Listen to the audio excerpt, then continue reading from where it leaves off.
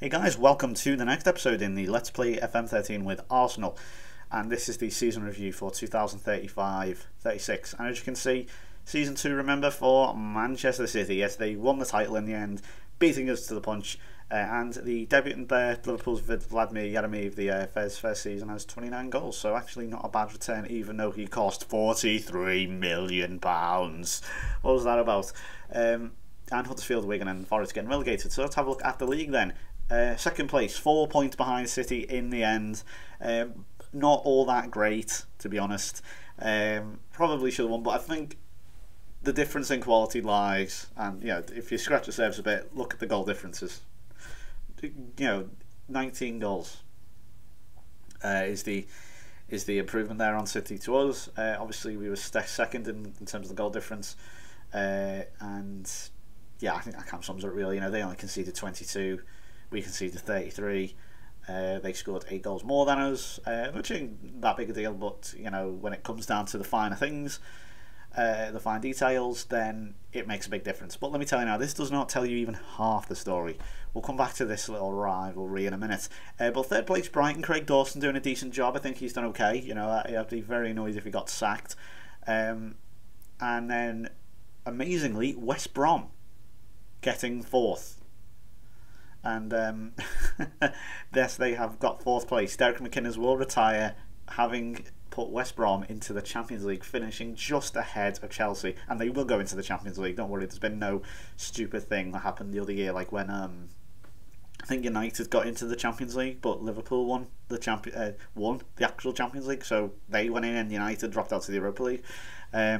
So speaking of which, Chelsea and United are in the Europa League this season. And obviously with Cardiff, no European football for Liverpool for the first time in a long time. Brendan Rodgers would be happy with that. Anyways, he gets to go on pre-season tours of Australia now. Yay, because, pre-season tours are so much more important than fucking Europe. Piss, I hate that. Absolutely awful attitude of Liverpool lately. The more money basis thing, it's like we'd rather go on pre-season tours to Indonesia and fucking America and Australia, instead of fighting for European competition. I think that's an absolute disgrace, to be honest. That's the current theory and working idea of how Liverpool are approaching the new season. I think that is an absolute disgrace, personally. But anyway, getting back to the game, we have Tottenham in 11th, so they've got away from the relegation zone. Huddersfield, Wigan and Forest going down, as I say. No transfers coming in, well, there's 1 or 2 going, but we'll go over them in the next review, as I like to do all them in February, as it gives a nice middle ground to it all. But let's go over then the fixtures, see how we did for the rest of the season. So the first game then up to us was the FA Cup replay against Lincoln, and we lost. We lost that. That was terrible. Unfortunately, I played a young team, and I should have done. Kevin Woods there, the young Irish. I think it's the Irish, is it, or the German? Yes, the Irish. 16 he was, or he was turning 17 in like 10 days, got himself sent off. So yeah, that was a shame. Fabiano Stadium, incidentally, if you're wondering, I know that's not Lincoln's ground. Incidentally, they built a new stadium after they got into the Premier League. Really is not that great a stadium. It's still shite, but it's named after the state. Considering they are Premier League team now, you'd think they would want a slightly more capacity than, I think, 18,000. That's really not that great for Premier League, especially when you consider Old Trafford's now 100,000 on this. Fabiano, incidentally, is the chairman. So if you are wondering, he was the stepping down chairman. He's now gone, but he was the chairman at the time when they got promoted to the Premier League.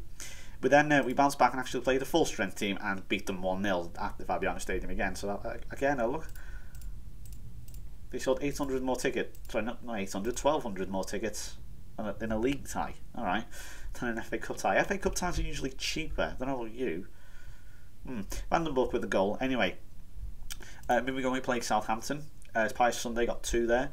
Kazumali got injured, which is a bit of a shame, but never mind. Ian Lay did not have a particularly good game. Musa Faki came in there, the youngster. I think he's 16 now.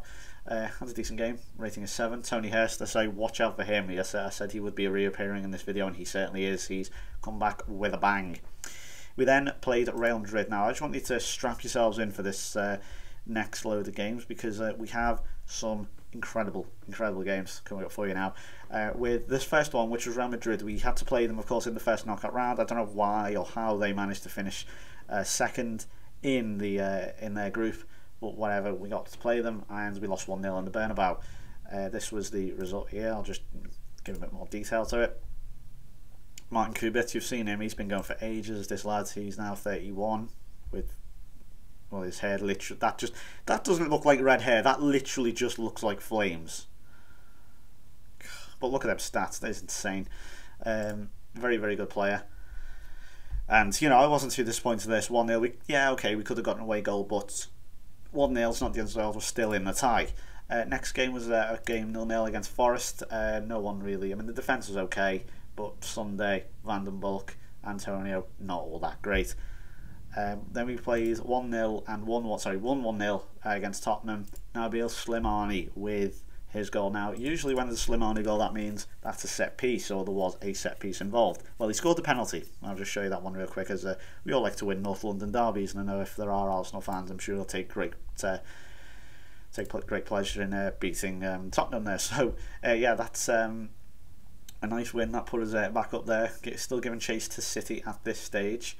But we then went on and had Real Madrid at the Emirates, and we won 3-1. I was made up with this, absolutely. As what I don't know, I'm trying to think of other words, but the only word that's popping into my head is cheddared. Slimani scoring for the second game in a row, another set piece, whistled into the back of the net for 20 yards. Absolutely superb finish from the Algerian, and he's really starting to throw his weight around now. He's really got some good performances. This was quite poor. That was 1-1, so the game was level, but then they scored the away goal. They did something we couldn't, and that was score the away goal. So then this is the 64th minute we do now have a slightly trickier time, you know, and if they got another one, I think that would be game over. You know, we'd have to score 3 then, but there's Diego Antonio. It's 3-2 in aggregate. I just want to point out how it finishes. 2-1 at this stage, obviously. But we managed to turn it around. Vucinovic's ball, Pedro Lima goes flying in, 65th minute. There's still plenty of time. They are still leading though on the away goal. Atek Balioglu bouncing around all over the place, but there's Juan Hirena, the captain, obviously scoring the vital goal that gives us a victory over Real Madrid. Very, very, very impressive result, if you don't mind me saying. Really, really happy with this, and we got through to the quarterfinals. We then played Brighton at the Emirates. Felipe and Antonio scoring the goals. And then 4-2 against Villa. So, you know, we're going on with some really good runs. That's 4 in a row now in all competitions. With Urena, Antonio Christov and Lima scoring. You can start to see who gets the goals now, can't you? So then we had to play next round in the Champions League, Juventus. And this was one of the maddest games I've played in a long time. And okay, yeah, we had that, you know, that game against the Champions League semi-final against City. I know we had that, you know, where we scored the 2 goals. to score, we had to score the 2 goals in at the time to level the game and then eventually win it. But Diego Antonio there pouncing on some terrible lackluster. I don't know what the hell they were doing, to be honest, just faffing around at the back from the Juventus defenders. Now Juve, I just want to point out, they have an absolutely terrifying front 2. This lad here, Vegard Eriksson's a quality player, maybe the son of Christian, who knows? That's my phone. And they also have a player here called Lee Jung-jae, and as you can see, them two single-handedly virtually turning it around. That's 2-1, but we still have the away goal, so I wasn't too disappointed. And then in the last 10 minutes, all hell broke loose, as we have here. So that's 2-1. Gossi gets it away, and that's another text. What the hell's going on? I don't know if you can hear that phone. If you've got headphones in, you probably can. And yeah, so it's 2-1 at this stage.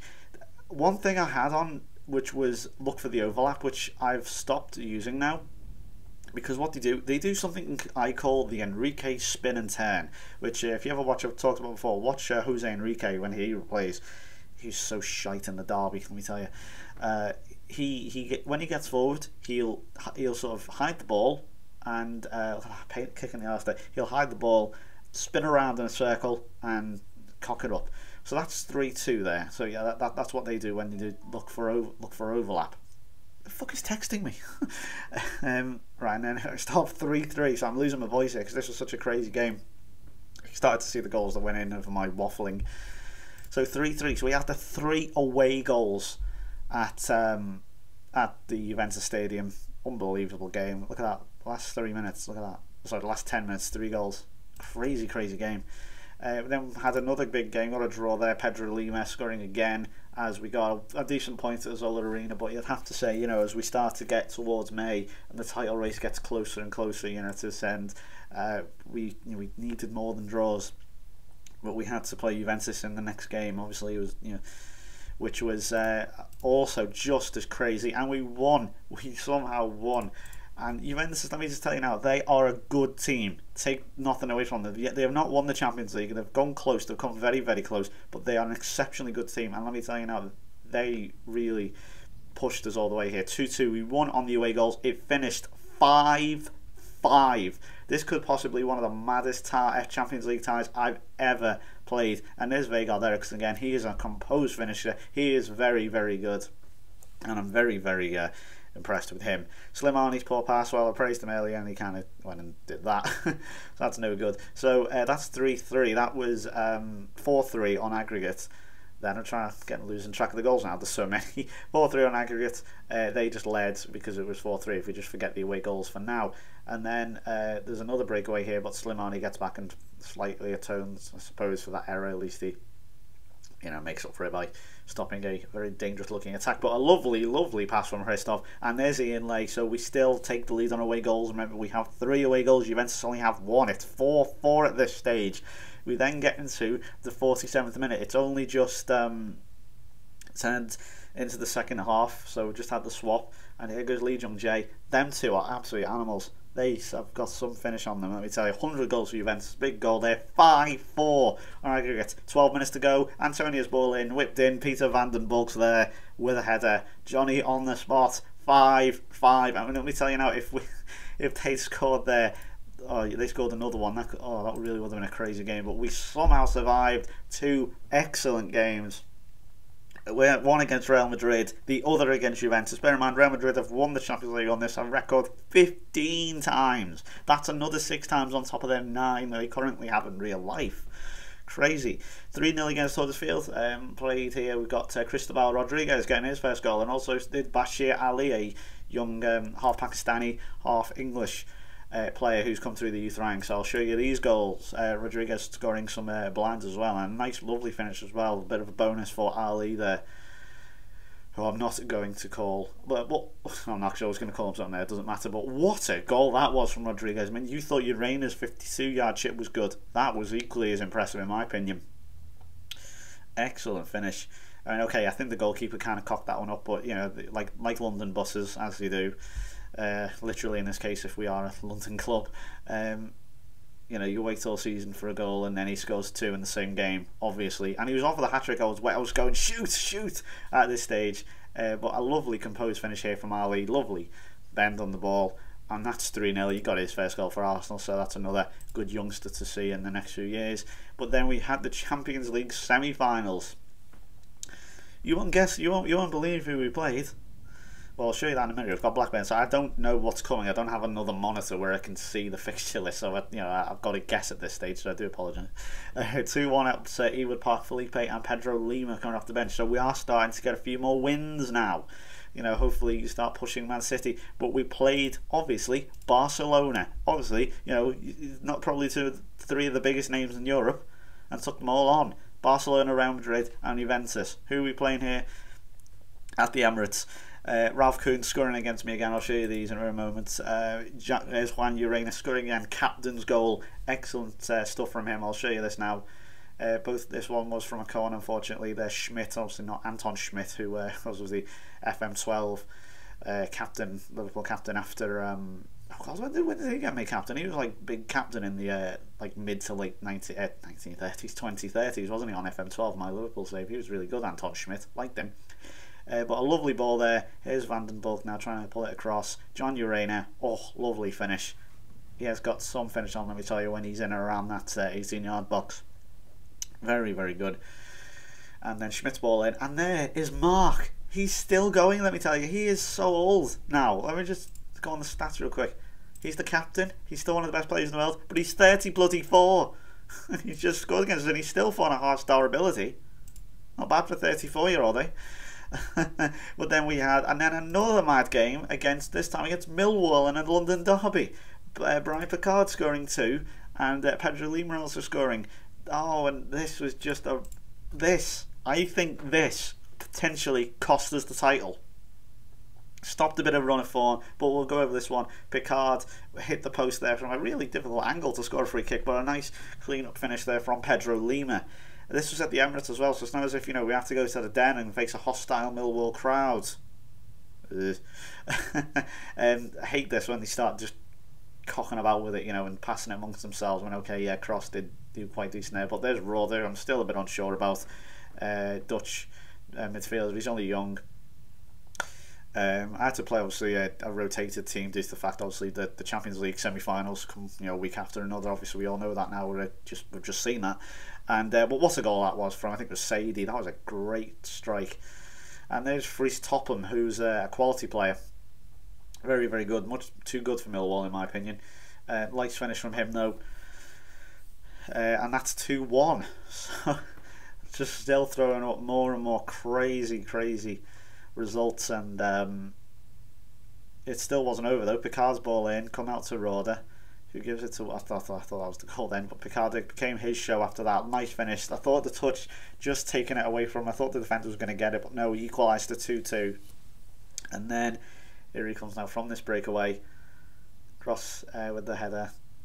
Probably should have done a little bit better there, but McDermott, nice block, and this led on a counter-attack. As we all know, we have seen plenty of counter-attacks from us this season. I don't play counter, but I do play standard, so maybe that does have a slight effect. But nice stuff there from Picard, his second of the game. 10 minutes to go. I thought that was it, but no. Look at that, 89th minute just approaching. Thought Picard was going to leg it up the field again, maybe get himself a hat-trick, but no, he went backwards, unfortunately. And Anthony Power, I'm still a bit unsure about. He hasn't really impressed me all that much. And what a ball from Fries Topham. And Dean Stewart. Now, he heads that one in. 89th minute, Anthony Power, I'm not absolutely sure about. I just want to show you one thing real quick. Dean Stewart coming off the bench. Guess who he started out with? Honestly, I wanted to cut myself after that. No, don't do that, kids. It's really not. Really don't do that. No, but seriously, I mean, you could not have written a fucking script. 90th minute to deny his boyhood. Is he favoured clubs? Let's have a look. No, he doesn't have a favoured club, but Christoph is his favourite personnel. But the team who gave him a start in professional football, he has potentially denied them the title. But hey, can we still do the Champions League? Oh, you bet we can. It's another final. I can't believe this one either. This went to, well, nearly sort of went to plan. A crazy game again. Just look at the run. Real Madrid, them 2 games. The 5-5 against Juventus. And there's Wani Arena. Not even 70 seconds. What a goal that was. This was in the Nou Camp, I just want to point out. It was, God, what was the, I can't even remember the score at this point. Yeah, it was 2-1, so that brought us level to 2-2, and then there's 3-2. Diego Antonio on the 20th minute mark, putting us ahead. That was 3-2. Honestly, I don't think I've ever been more satisfied with the way a game went out. A plan really and quite literally came together. Barcelona barely had a sniff in this game. Van den Berg messed up with the penalty, but never mind, he put the ball away in the end. Obviously it says missed penalty there, just ignore that. But as you can see, there was injuries, there was red cards, there was bookings. Horacio Smith there, sent off in the 57th minute. They were down 10 men. That killed off any chance they had. Then Juan Urena got himself sent off. He's going to miss the final. Tony Harris got himself injured. We'd already used all our subs. We were down to 9 men. It was only 4-2. They scored at the end, and it looked like they were. That could have been one hell of a finale, but it didn't. And we're through, and I'm through to another final. I think that's my 10th final, and it's only Arsenal's second. Obviously, if we say 30 years on from the Paris final against Barcelona, but I tell you now, you won't believe who we're going to be playing. Let me say that for sure. We then obviously the league, it came down to one final game, which you'll see in a moment.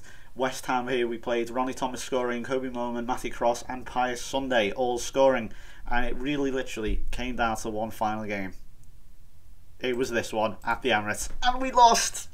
Oh, we lost. Daniel Thomas scoring for Man City. This was it. This basically gave them the title. They were, I think, 5 points ahead of us, or 4 points ahead of us with game in hand. They had that extra game in hand, which really killed us off. But if we had won this, we still had a chance. For some reason, the game said a point here and you win the title, and it was like, no, there's 4 games to go, and we're a point ahead of them, but they have a game in hand, and it just didn't make any sense. I don't know where the game got it from, and I think it just confused itself. But but it didn't matter in the end of the day because we lost by Sunday. I needed him to perform, and he didn't. Antonio did not perform. The defence wasn't particularly bad, as you can see. We dominated possession. We had the most shots on target. We had over double the amount of shots they had, but we couldn't score. We just couldn't score. And basically, they went on to beat Newcastle 4-0, I think it was. I watched the game. I tried to watch it and I left after 2-0. But so then all we had to do was play for pride, where we beat Wigan 3-0. I'm trying to think what the last game was, because what I don't want to do is scroll down and reveal the Champions League final result. Yeah, I'm sure there was more games left to go. Yeah, and this was the last game. It was against Cardiff. So this was it then. Champions League final. Can I win it for a 3rd time and match Sir Bob? He might not be knighted, but he is in my eyes. Sir Bob Paisley. Ferguson's not the greatest manager, mind you. Sir Bob Paisley is. He's won it 3 times. Just a quick side note there. The big 2 in the Premier League, Man City and Arsenal. That became the big 2 in Europe as we played Man City in the final and in Moscow. As I say, I played then in one of the 7 or 8 finals in a row with Liverpool. Can I win it for the 3rd time? No. No. Just no. I don't know what it is, but I just could not believe it. Luzhniki in Moscow, I don't know whether it's just the setting, but I think that's 10 finals I've played in. I've won 2. Lost 8. What's that about? Alexander Henningsen again playing against me. That's like the 3rd final I've played against him. Torsten Kraft there, well, he became a bit of a laughing stock when he, of course, passed the ball back stupidly to Dominic Kemp to give him, well, basically to give us the Champions League final place. And for some reason I can't actually show you the goals. That's weird. Okay, I apparently can't show. I can show you the goals, but it won't let me. That's strange. Anyway, here are the goals. This is the first one from the corner. Antonio Martin, the man who I bought to England with Brighton, has become one of the best players in the world. Brian Pickard here. Free kick. Oh, what a goal! What a goal! I thought he was going to do it, but no. Peter Dunyak, or whatever he's called here, brought down. It's going to come now in a moment. Obviously, there's going to be a breakaway. Slimani, what's he doing? Holding onto the ball. He turned around. They've done that stupid thing where he sort of span around and lost it. But and this sort of led to the Man City breakaway. Here's Preston, brought down by Robert Abreu. Was it a harsh decision? I don't know. It looked like it was a stupid foul to me. And 115 minutes gone. That was a penalty, and that deflated the shit out of me. Really, it was like, after all that, the epic wins against Madrid, against Juventus, against Barcelona, and then to lose it then in the final 5 minutes of extra time, but to lose it to Man City, who beat us to the league. Oh, it's painful, absolutely painful. And for everyone who goes, oh, it always goes into your favour. Well, they certainly fucking didn't, did it? Oh, I was gutted about it, but fair play to City. They won that, and Charlie Granger's the manager now. Who is Charlie Granger? I keep forgetting him. These players just aren't familiar with. People keep texting me, and it's getting annoying. I'm not exactly the most popular person in the world, but Jesus Christ. He currently plays for Leyton Orient. I don't know where he played. Doesn't actually say. He also was the Brighton manager, and Tottenham manager, and Swansea manager, and Burton manager, I think. Yep. And he also has played for Gainsborough and Stalybridge, and so on. I don't know where he played. Maybe Google him. We'll find out. But my God, unbelievable! What a season! What a mad season! and Man City have just totally and utterly kicked me in the balls. There's no other way of saying it. What a crazy end to the season. Thank you very much for watching.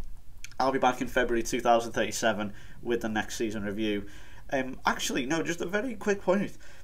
I actually had, believe it or not, one of my boardroom thing, you know, the season objectives was title challenge, which I obviously gave. But before the Champions League final and after the Champions League final, it was reminding me that I might be sacked. I have no idea why. They are currently satisfied. The media, I don't know if it's just because it's the media and they just like to throw things up, you know, because they do. But it was forever telling me that I was going to potentially be sacked. Now, I'm not being funny. I mean, unless you're Roman Abramovich, who the owners aren't, you don't sack a manager who has got you to within 4 points of the title and a Champions League final, only to be beaten by the same fucking opposition. I don't understand that, but apparently the game thinks like that, so I don't know what to say. Anyway, I'll be back in the next video. Thank you very much for watching. See you then. Bye.